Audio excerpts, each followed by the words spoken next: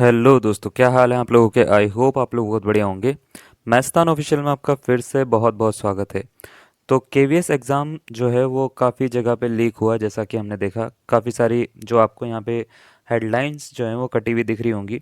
ये बस एक कुछ उसका क्षण है, यानी कुछ एक छोटा सा पार्ट है जो मैंने यहाँ पे आपको स्क्रीन पे आपको मैं दिखा रहा हूँ। ये इतनी सारी जगहों पे जो न्यूज़पेपर की कटिंग आपको दिख रही है, ये सारी की सारी चीज़ें जो हैं ये हो चुकी हैं, और इसके साथ में ही बहुत सारी चीज़ें जो हैं वो हुई हैं जो स्क्रीन पे आपको दिखाई नहीं गई हैं। तो काफ़ी सारे अभ्यर्थियों ने ये भी बोला कि उनके सामने ही नकल हो रही थी, लेकिन कोई भी रोक नहीं रहा था। काफ़ी सारे अभ्यर्थियों ने ये बोला कि हैंग हो रहा था उनका सिस्टम। काफ़ी सारे अभ्यर्थियों ने बोला कि हमने आवाज़ उठाई बट हमको दबा दिया गया। बहुत सारे अभ्यर्थियों ने केवीएस को मेल करा, सब कुछ करा।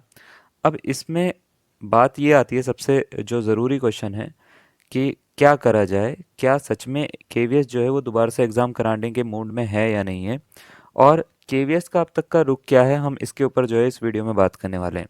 तो चलिए पहले स्टार्ट करते हैं बिना किसी देरी के। तो जैसे कि हम कुछ न्यूज़ आपको थोड़ी थोड़ी जो है वो दिखा रहे हैं कि केवीएस में एक्चुअल में खाली एक जगह पे नहीं हुई है। ये स्टार्टिंग की न्यूज़ नहीं है। स्टार्टिंग में बहुत सारी जो है वो न्यूज़ आई हैं। और मुजफ्फरपुर में जो अभी लेटेस्ट आई है 28 फरवरी को आई थी, आपको याद होगा, पीआरटी के लिए।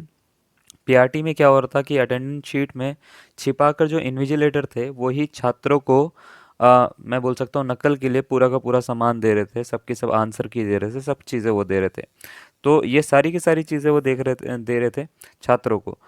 उसके बाद यही एक और न्यूज़ जो है वो लेह लद्दाख से आई थी। लेह लद्दाख की जो एक टीम थी पुलिस की, उन्होंने जो है केवीएस टीजीटी रिक्रूटमेंट जो हो रही थी ऑनलाइन, उसमें जो है कुछ लोगों को पकड़ा था। 21 फरवरी को ये बात हुई थी।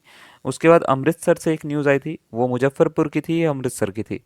अमृतसर में परीक्षा रिमोट पर सिस्टम लेकर पानीपत से सॉल्व कर रहे थे 5 गिरफ्तार। ठीक है। तो उसमें ये बोला गया था कि अमृतसर में परीक्षा हो रही थी, रिमोट पर सिस्टम लेकर पानीपत से पेपर सॉल्व कराते थे। करा कराते 5 जो लोग थे उनको गिरफ्तार कर लिया गया। इनके नाम ये दिख रहे हैं। कपिल है, मनबीर थिंद है, जो भी नाम है इनका, आनंद है, प्रदीप है, हरिकेश है। दिखने में बड़े भोले से लगते हैं, लेकिन इन्होंने ये पूरा का पूरा गिरोह चला रखा था। ठीक है। एक्चुअल में इनको गिरोह का नाम दे दिया गया, लेकिन ऐसा नहीं होता कि सिर्फ यही लोग इसमें शामिल होते हैं। अब इनके जैसे क्वालिफिकेशन देख लो, ये 12वीं पास हैं। तो आपको क्या लगता है कि 12वीं पास इंसान जो है वो इतना दिमाग चला लेगा? दिमाग चलाने के लिए तो चला लेगा, लेकिन वो इतना टेक में जो है वो इतना अच्छा हो जाएगा? ठीक है। ये प्राइवेट स्कूल में गणित के अध्यापक हैं। ठीक है। ये लैब में काम करते हैं, संचालक का रीजनिंग कोचिंग देते हैं ये, ठीक है ना। और बहुत सारी चीज़ें, जैसे क्लर्क के पद पर कार्यरत हैं। ठीक है। अब इसके बाद जो है ये सारे के सारे प्रूफ जो हैं केवीएस के पास भेजे गए हैं। काफ़ी सारे अभ्यर्थियों ने ये सारे के सारे प्रूफ भेजे हैं। जैसे सबसे शुरुआत वाला आया था पटना का, आरा का ना, गया का। ठीक है। और पटना में भी ऐसी हुआ था कि सॉल्वरों के पास जो है वो पूरा का पूरा जो है वो एक ग्रुप पकड़ा गया था। ठीक है। और इसी के साथ साथ अगर आपको याद होगा तो 21 आरोपी को जो है वो गिरफ्तार किया गया था, हरियाणा से, वाराणसी से और प्रयागराज से। है ना, 21 आरोपी, जिसमें टोटल 25 लोग थे। 25 में से 21 को गिरफ्तार शुरुआत में करा गया था, उसके बाद 22 या 23 को गिरफ्तार टोटल कर लिया गया। एक दो उसके बाद में अभी तक नहीं मिले थे। तो ये सब चीज़ें हुई हैं।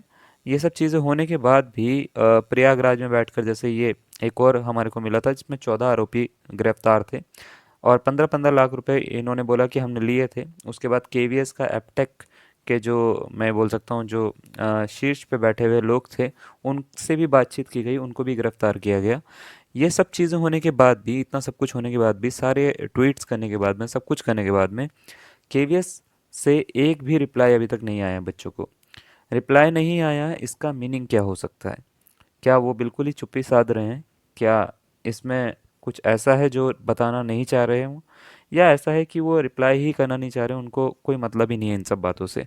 वो ये सोचते हैं कि अगर वो बैठे हुए हैं तो ये जो चीज़ें हैं ये हो ही नहीं सकती। जैसा कि कुछ लोगों ने ये कहा था, जो अच्छे पद पर बैठे हुए हैं, उन्होंने ये कहा था कि ये तो पॉसिबल ही नहीं है कि हैक कर लिया जाए सिस्टम को, या कुछ ऐसा कर लिया जाए। बट ये प्राइवेट जो है, ये मैं बोल सकता हूँ प्राइवेट कंपनी जो हैं वो रन करती हैं, तो इसको हैक करना इतनी बड़ी बात नहीं है। एनी डेस्क, बहुत सारे सॉफ्टवेयर आते हैं। और ये सब चीज़ें हुई हैं। फिर इसके बाद भी केवीएस का रुख क्या है, अभी तक केवीएस ने एक भी जवाब नहीं दिया है। यानी वो बिल्कुल भी एग्ज़ाम को रिकंडक्ट कराने के मूड में नहीं है, जो कि मैं सच सच बताता हूँ आपको। तो रिकंडक्ट करवाने के मूड में बिल्कुल नहीं है। और कोई भी एग्ज़ाम जो है वो रिकंडक्ट नहीं होने वाला है इस तरीके से जिस तरीके से अभी चल रहा है।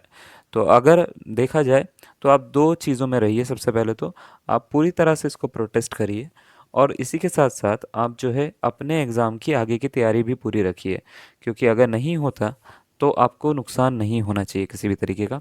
आप प्रोटेस्ट पूरी तरह से करिए जिस तरीके से आप कर सकते हो, पूरी इसमें जी जान लगा दीजिए। किसी भी ऐसे इंसान को टीचर बनने मत दीजिएगा जो कि सिर्फ कुछ पैसे लेके टीचर बना है, ठीक है। बाकी हम जो हैं वो आपकी सहायता ही कर सकते हैं। और कमेंट में ज़रूर हमारे को जो है वो इसको आप लिख के ज़रूर बताइएगा कि आपके साथ में अगर कुछ ऐसा हुआ है। और दूसरी बात ये कि इस वीडियो को जितना हो सके उतना शेयर करें ताकि लोग जागरूक हो जाएं, है ना। तो चलिए आज के लिए इतना ही, धन्यवाद।